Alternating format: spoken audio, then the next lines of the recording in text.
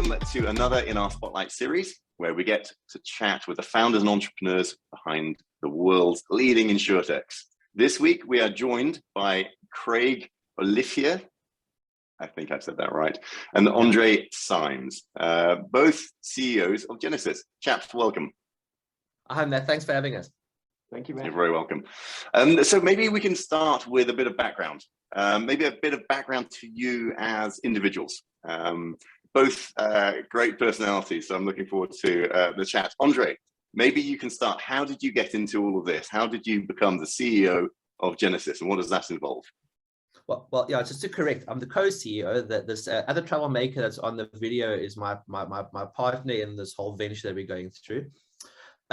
I, as most people, kind of slipped, tripped, and fell into insurance 11 years ago now. I've always been in tech, particularly around hardware, actually. And then I did a pivot into marketing and sales and decided that you could probably have a lot more fun selling software than coding it. That's where Craig comes in. So I've always been from a technical background, and yeah, I joined Genasys as a junior marketing manager 11 years ago, and I've had many titles within the organization, from account manager through to heading up the marketing department. And then about 5 years ago, I became the group COO.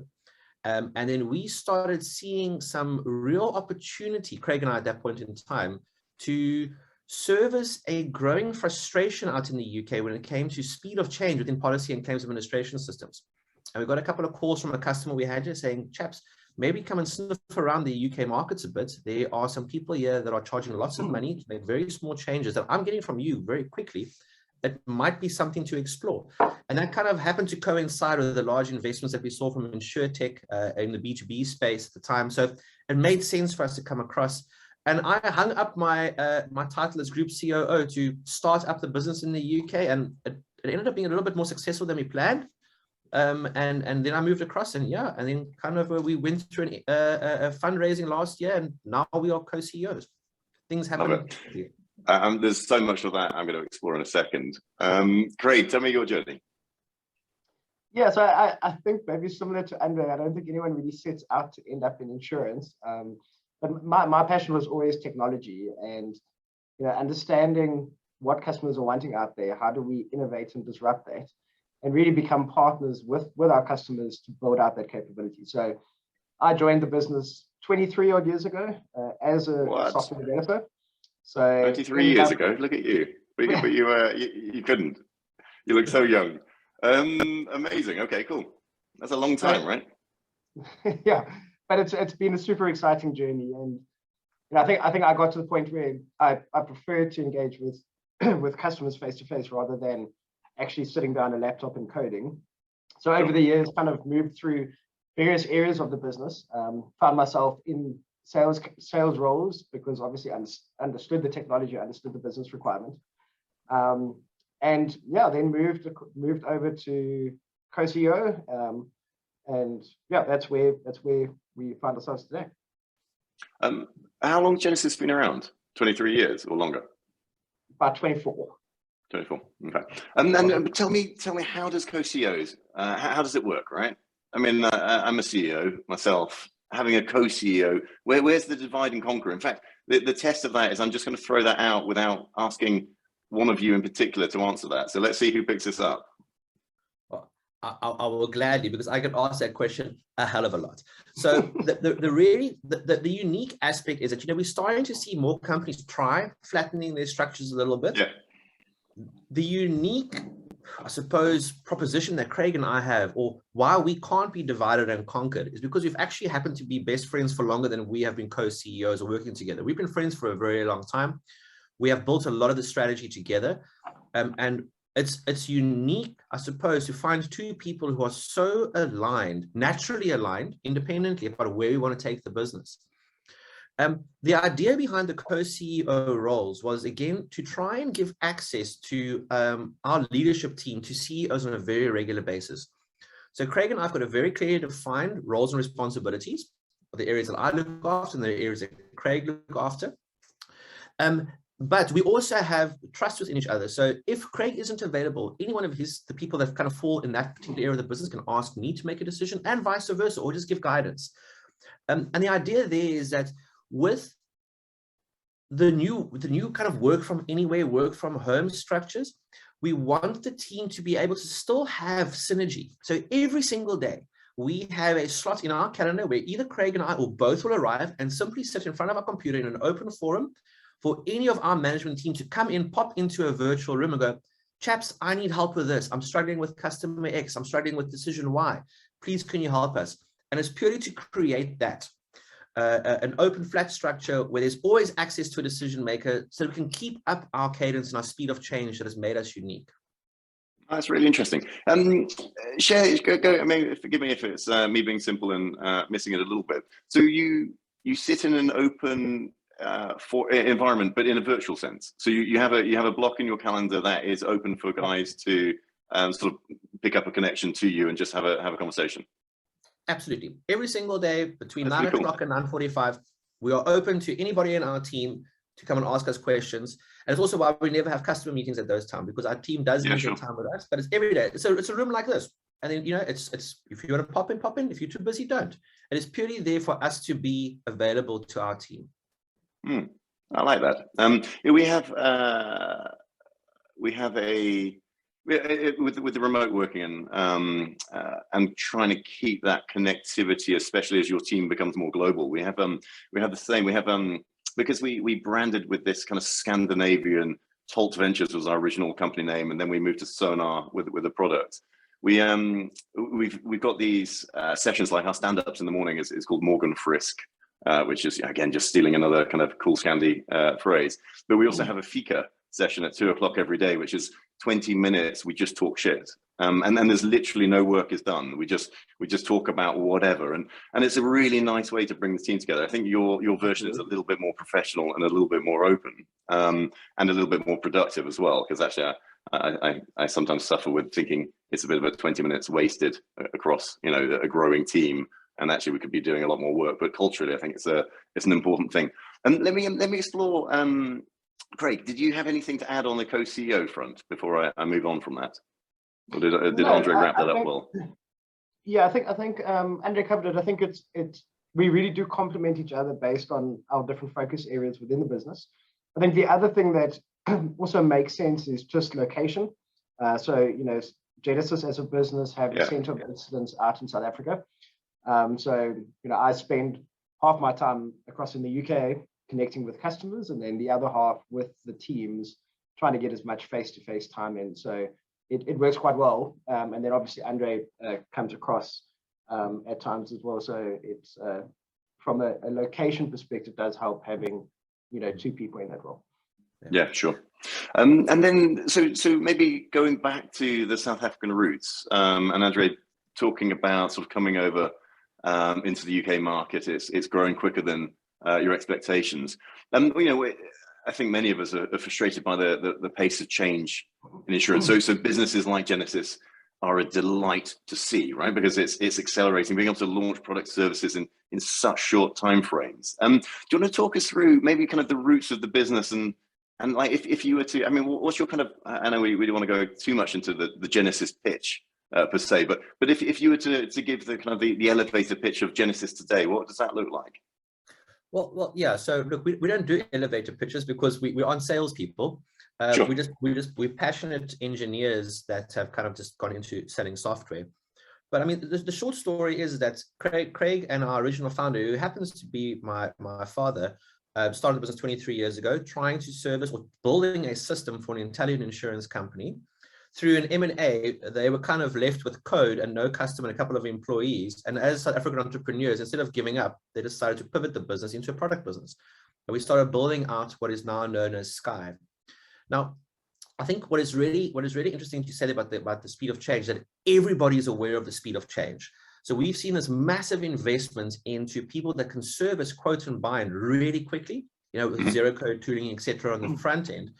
And in the last few years, we've seen dozens of small insurtech startups kind of spin up in that space. Now, I'm talking about this because this is our pitch, is that we started backend and we built a solid core backend system that does policy, claims, reinsurance, billing, technical accounting, and then started building out the front end. And it's now, as the markets are maturing, that capability is starting to become our USP. There's a couple of other bigger players that can do it too, but we're giving them a bit of a run for their money, because building out front end is relatively easy from an architectural point of view. Mapping that back to a rather complex industry, being insurance, is a whole different ballgame. So our USP is that we can do core the way that the big guys can do it, but we can certainly compete with the small insurtechs when it comes to spinning up products using our tooling. Lovely. And yeah, sorry, go on, please. Yeah, Matt, I think to add to that, I think André and I have seen the industry itself and products and insurance solutions that are offered out there today were designed years ago. Sure. We really wanted to create a tool set or a platform that can innovate a lot of that insurance product offering as part of the core platform. So, heavy focus on initially for ourselves, but creating zero code capabilities to be able to innovate products, make changes, build out products. And then that also becomes an opportunity for customers to take some of that stuff on board themselves. So it's, from a zero code perspective, allows you to, I think out of the box, change the product offerings out there, leverage some of the new trends we're seeing, and do that in a very agile manner. So maybe two questions, Craig, to you, if I can. So one from a tech perspective. I mean, the very fact your business has been around 23, 24 years, and as André talked through, kind of shifting into a product business, you're going to naturally have legacy within your own company, right? Or you have the potential, just simply because you've been around for so long. How do you guys ensure that isn't the case, and that your clients are not left with a bunch of legacy systems plus a whole Genasys suite of products which potentially have legacy built within those as well? Yeah, so I think that's an excellent question. I think when we throughout the 23 odd years, I think, look, firstly, we architected. There were some maybe unique architecture decisions around multi-tenancy, multi-currency, multi-language right from the beginning. And then, the platform was built out, but we have continuously re-looked at the technology stack that we're running on and continually reinvested back into the platform. So part of our roadmap has been to move capabilities across out of it would have been today legacy, but bringing it all into the latest technology stack. So today where we sit, it's a fully software as a service cloud-based solution, leveraging native cloud capabilities in the latest technology. But I think on the call it legacy and technical debt management, we have a very specific focus on understanding technical debt within the business and making business decisions around how we close those gaps. So very much a proactive approach to ensuring that we are running on the latest technology trends, which obviously give our customers the benefit, and making sure from a Genasys perspective, we have a very good understanding of potential technical debt and have plans to execute on that. So, I think it's been a factor of the business being, us partnering with Frog, always had a focus on leveraging our technology capabilities to continually close out those gaps. Love it. And then my second question, and let's touch on the Frog side of things in a minute. But my second question, maybe to you, André, is around without maybe naming clients. What so maybe in fact, arranging this call, we've had to shift a couple of times, right? Yeah, sorry. Yeah, no worries. No, but all for the good reasons. Well, mostly, but it's but a couple of times because you've got loads of RFPs landing on the desk that you need to respond to. Yeah. What is the ultimate kind of RFP that excites you guys, where you're beautifully aligned? So if we put ourselves in the position of a potential client that's looking for a solution, who is that client, and kind of what is their business? What are they looking for? How do they think actually Genasys could be one of those companies that could help me out? Oh, that's a brilliant question. And it's one that we've actually struggled to answer for quite a long time until Craig and I put our heads together and defined a very clear plan. And the reason being is, as background, when we had to move from being a software house or developing software systems to becoming a product house, we had to sell to anybody and everybody that was just listening. We had to we were running out of money. So we sold to an MGA, a broker, and an insurer in the same month, and had to build our capability for all of them. So again, from a functionality point of view, we can service all three of those verticals as well as TPAs, because there's a lot of overlap on that. But looking at what our costs are to run, because we are a very strong, powerful platform, we aren't just a little front-end system. There is costs to run this platform. But again, it's not the same costs as the really big players.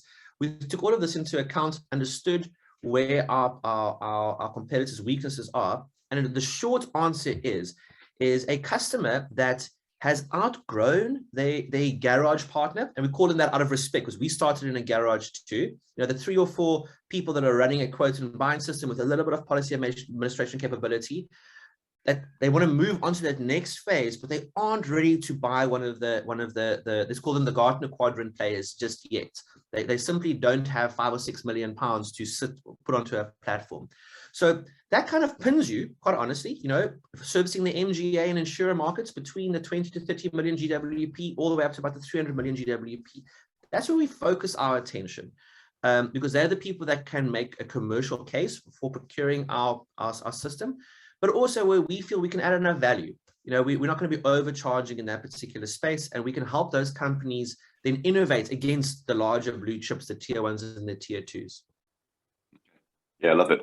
Thank you. And then let's come back onto the frog. So you guys took. I always love it when it's in rand, right? It's, I don't know, 250 million, 260 million, or so. It's a big whack of rands. But what's that, like 12 million UK sterling? It's something like that. So you guys, was this end of last year? I think it was that you took the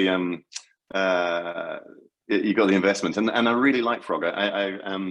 I can't remember the chap I have spoken to a couple of times over there, but as a VC house, I really like what they're up to and the investments that they're making and the role they play in their portfolio. But what was it for you that attracted you to them? What was the reason behind the raise? What are you looking to do with the money? Look, I think, Craig, I'll jump in there a little bit first, just to, and then obviously I want to hand over to Craig a bit too, because he deals with them a lot. Is that about 2 or 3 years ago, when we started getting a lot of traction in the UK, as you can imagine, a lot of capital flowing around, people started knocking on our door saying, chaps, you guys want to have a partner. And we'd always been owner managed up until that point in time. The shareholders ran the business.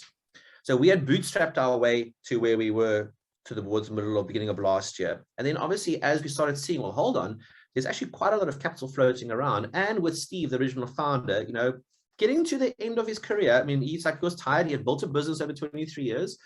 We decided to let's take some of his chips off the table. But we still had to have our own growth path. So Craig and I came up with our own business plan that we started executing on.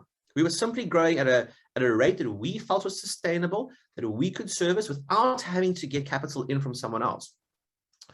Frog was one of the few people that we spoke to that said, you know what, we like your plan, don't change it.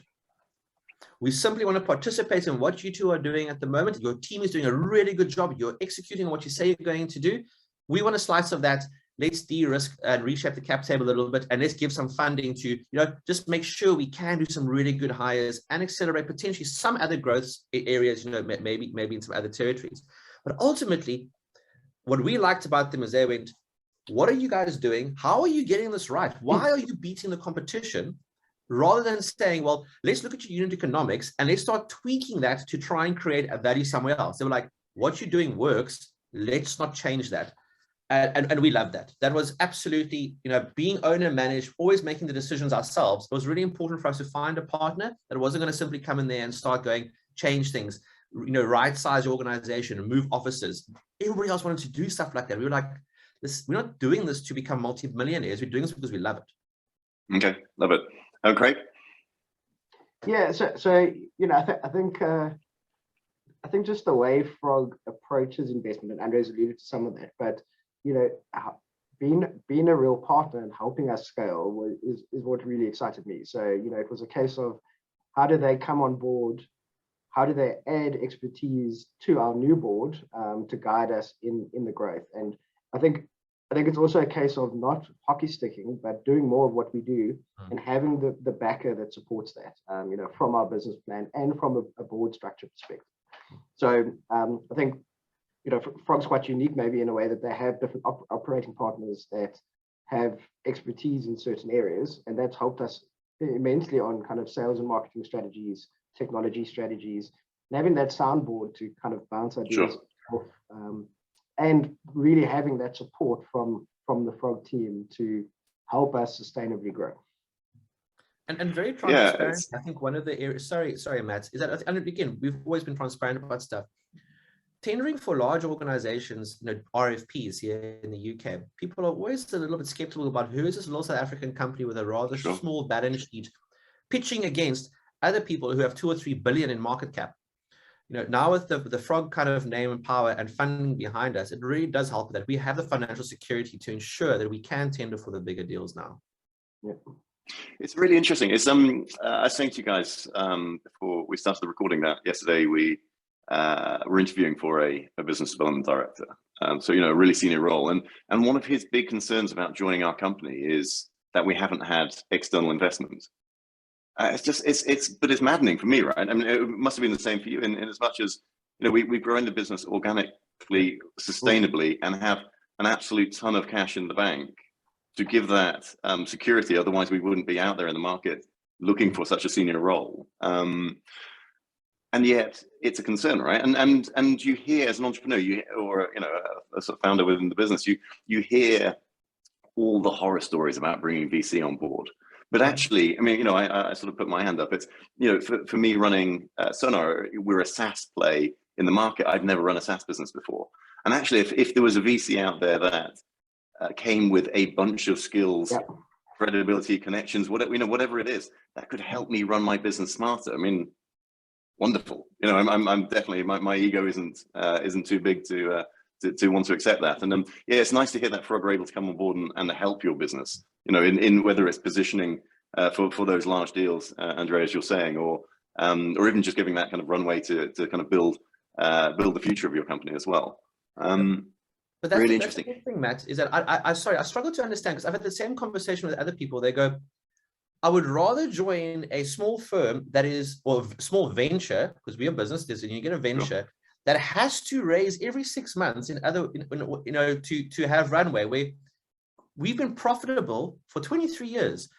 There's a lot more security in that. I'd rather work for a company that knows how to manage its cash, that isn't reliant on continuous raising.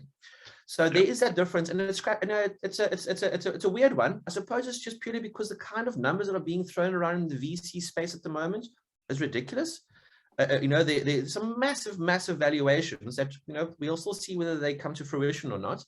And whether the people can put the returns on some of these 50x's that we are seeing. But I'd much rather be part of a business that knows how to manage its own cash than has to go out raising funding every 6 months. Yeah, no, fully agree. But it's also, it's maybe that where we draw to a conclusion is talking about maybe the market and the trends that we're seeing, and maybe aligning Genasys to some of those. It's but there has to be a level of consolidation in the market, and it's unsustainable that this level of investments can keep being pumped into these businesses at a rate it is, unless the market is able to evolve at a pace that is quicker than it is today. Because I think what we're seeing a lot of duplication in the market, and a lot of companies setting up that aren't quite as innovative as potentially we need them to be, or aren't being adopted quite as readily as they should be, because it's a world of slow moving insurance companies, right? Ultimately. But tell me about for you guys as a business, what are you seeing in terms of the kind of the role that you're playing and the trends that are around you? And maybe Craig, let's answer that from a tech perspective first. Where are you seeing kind of your business evolving, sort of as a necessity, but also kind of as an exciting sort of play going forward? Yeah, look, so I think I alluded to it a little bit earlier on, is that I think we see the market ripe for disruption from product offering that's out there, and having tech partners that can support that. Definitely moving into a full pay-as-you-use SaaS-based model rather than implementing large on-prem type implementations. So being able to change and innovate.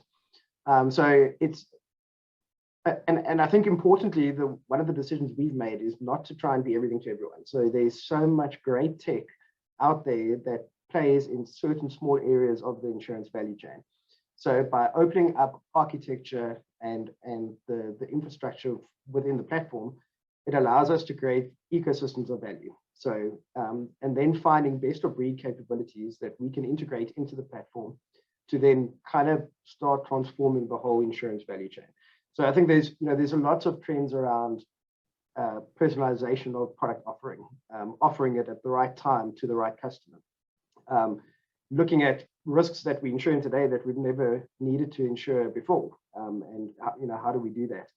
How do we look at being able to switch on and off covers based on where you are in life stage or even just kind of behavior? So we really looking to create and continue to enhance our kind of cloud-based capability, driving this open architecture ecosystem capability to drive product innovation. And I think another big trend we've seen is around risk mitigation. So, if we could actually prevent a claim, that's ideal for the carrier, ideal for the insured, and leveraging, again, technologies out there to be able to have early warning signs of potential risk, being able to mitigate it, or start looking at how do we price things differently. So I think there's a lot of trends out there, and what we're really trying to do is create this open architecture to support integration of these different value propositions within the insurance value chain. And tell me how. So let's take risk mitigation, right? It's a biggie. How do you guys explore that as a trend from a product perspective?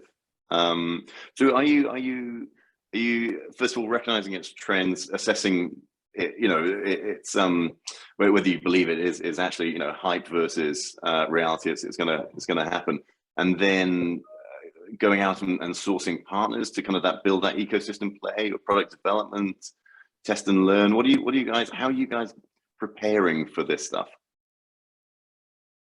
Well, yeah, I think the best way to prepare for it is just to simply have the ability to couple and decouple that type of technology if and when needed.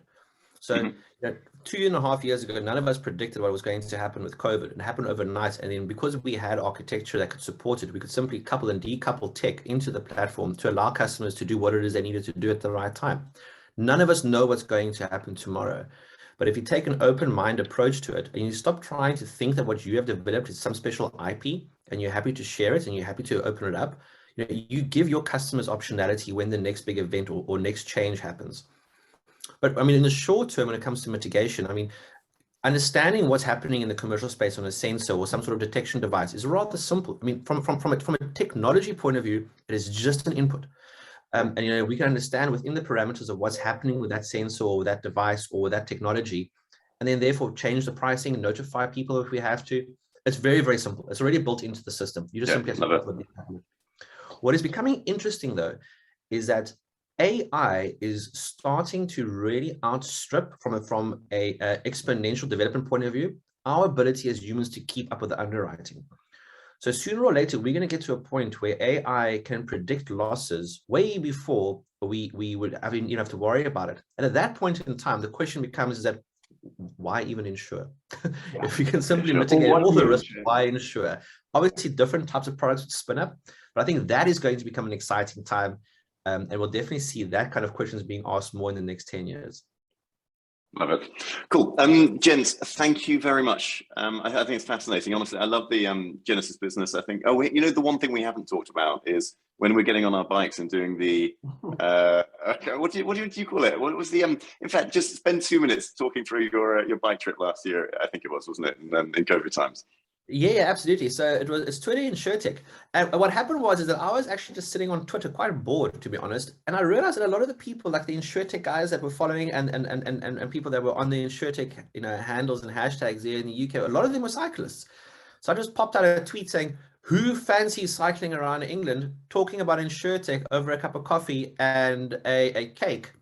And the next thing you know, we had, I think, 12 stages planned around the country, all the way up to Cheshire, we went via Nottingham, all the way down to Dartmouth. and met so many cool people along the way. And I think we had 45 participants joining at the various stages.